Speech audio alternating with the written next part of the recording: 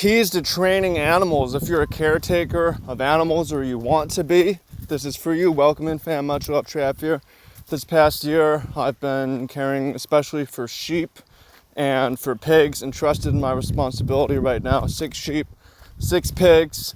I'm an animal lover, not necessarily an expert, but over the 2018, a full year, it's been my daily responsibility to take care of these animals, and that involves training them. So if you've got cats, dogs, domestic livestock, goats, sheep, pigs, chickens, whatever it is, this will be helpful for you in helping to manage them easier, guide them towards the right behaviors and away from the wrong behaviors, so that they don't cause problems for you, they don't cause problems for other people, they become more obedient, less troublesome, less headache, more enjoyable. So let me lay down for you 3 keys, 3 R's: responsibility, respect, and reward. So first key, responsibility.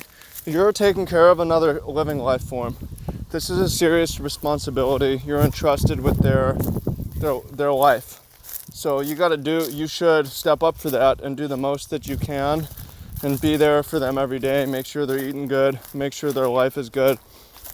And that's more than just being there for them, but also if you're truly responsible, before you get the animal, you're going to research it. Before you get a dog, you're going to read a dog training book. Before you get sheep, you're going to read about how to care for sheep. You're going to, ideally, if you come to the game late, you're going to make friends with mentors, find people who are doing it in your area, people you can rely on so that they can help with making sure the animal's healthy. It's easier than ever with YouTube before to get online and watch videos and watch training, but that's part of responsibility, is educating yourself, taking it gravely serious, because this life and death matter, and caring for other life forms, other animals. So key number 1 is responsibility.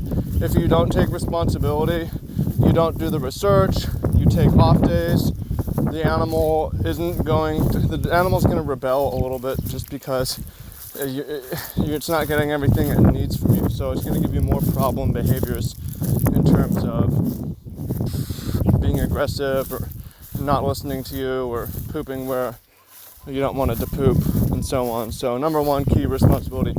2 is respect. You have to respect the animal for what's essential core about it as an animal.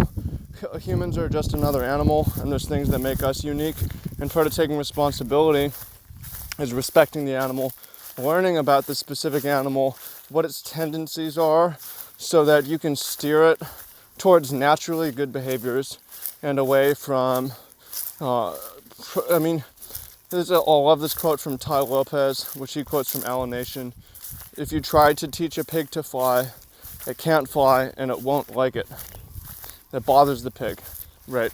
Pig might even attack you, bite you, right? So the point is, you need to know a little bit about the history of the animal, how it was domesticated, what it lived like alongside humans or in the wild. Know that dogs and cats were hunting companions more than anything. And this will come in helpful later in knowing how that affects their behavior. Dog more as pack animals.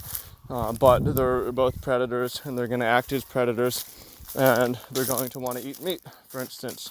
They're not so much omnivores as they are carnivores. I know, for instance, that sheep are grazers, understand the sheepness of the sheep, what sort of situation it likes to live in. Or for goats are browsers, and the history of them living in the mountains. Pigs are rooters, they like to root. Give them an environment that allows them to root as part of the responsibility. Chickens are scratch and peckers. They like to be able to dig as well, similar to pigs in that way. But they're also roosters. They roost. They don't necessarily like to move around as much as sheep do. They build nests that they like to visit. They're more liking to stay in the same place. I'm not here to say here's everything you need to know about all these animals. but saying if you want to be responsible for caring for sheep, you need to understand sheep and their sheepness, and so that you don't try to force them to do things they don't want to do. That's against their nature. You don't try to force them to eat things that they don't naturally eat. That's against their nature. So you need to know the cowness of the cow. So a little bit of the intricacies of the personality of the species, even depending on gender, the difference between a rooster and a laying hen, the difference between a ram and an ewe, and so on. But basically, like, I respect this animal, say I respect this animal, and I'm responsible for this animal, and I'm going to get to understand this animal and what makes it unique in the animal kingdom, so that I can give it a life that makes sense for it and try to guide it towards tasks that it's naturally attuned for, and away from tasks that it's not, so that I'm not trying to force it to do things it doesn't do, trying to get it to stop from doing things that it naturally does, right? Okay, then the third thing is reward. So, and this is basically, I would recommend, of all things, the most powerful thing for training animals and training humans as well is rewarding with treats. Treating, knowing when to selectively treat and how to do that. If you go to Psychology 101, yeah, I mean, you reward good behavior, you punish bad behavior, but punishment oftentimes leads to more bad behavior. It's not as effective as reward, and specifically variable reward, which I'll talk about in a minute. But rather than just having to punish bad behavior all the time, you need to be responsible, respect the animal, know what it likes to eat, go out and buy that or have access to that, carry that around when you're interacting with the animal. So instead of kicking them or yelling at them, you can steer them in advance towards good behaviors that they like, to preempt the bad behavior. For instance, if I'm caring for sheep, I know that they like oats and grains. They're not omnivores, they're herbivores, and they prefer grass, but it's reasonable to give them that as a treat. They do like that as a treat, as part of their sheepness.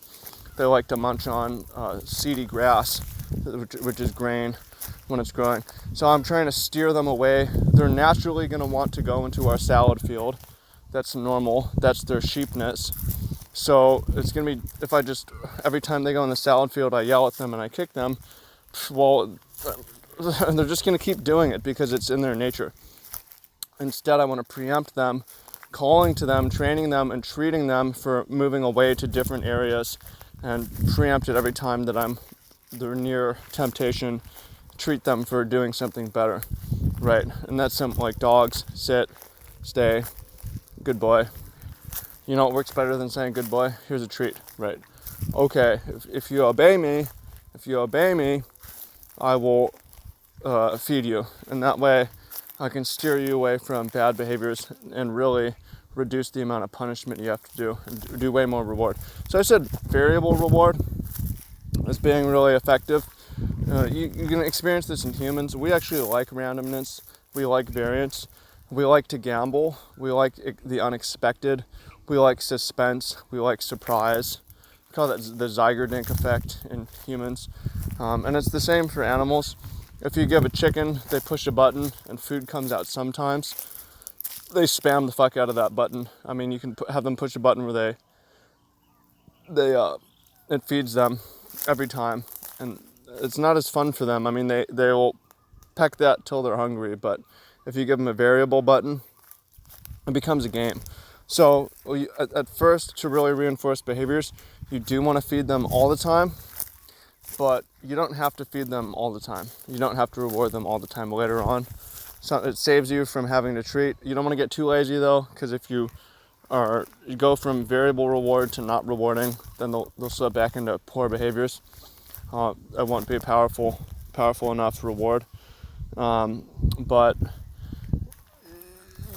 it saves you a little bit, and also it makes them confused, where they're like, what can I do more? What more can I do, right? How can I even do even more to get that treat? So, in summary, the keys to taking care of animals to the optimal is one, taking full responsibility for caring for another life form that's alive. I'm going to research, I'm going to find mentors, I'm going to show up every day. Respect for the animal. You are alive.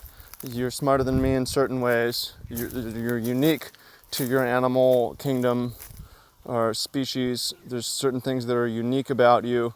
I'm going to familiarize myself out of respect for you as an animal so that I can steer you towards natural behaviors that are also good and not try to force you to do things you don't like to do or force you away from things that you like to do. So I can preempt with reward, being responsible, bringing the reward, being responsible, respecting the animal, learning what the animal likes, and rewarding good behavior.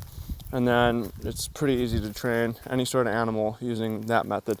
Again, not like a lifetime expert, but I take it very seriously as part of my life, especially in the past year. So, hope you find that useful. If you like this sort of content, keep coming back this year. I'm going to be doing more on this, more on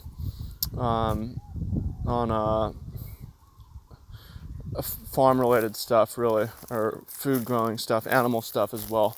And I have a book that's coming out probably in February, March 2019 called The Food Life, which has this sort of thing in here. So, hope you find that useful, and let me know what you think in the comments.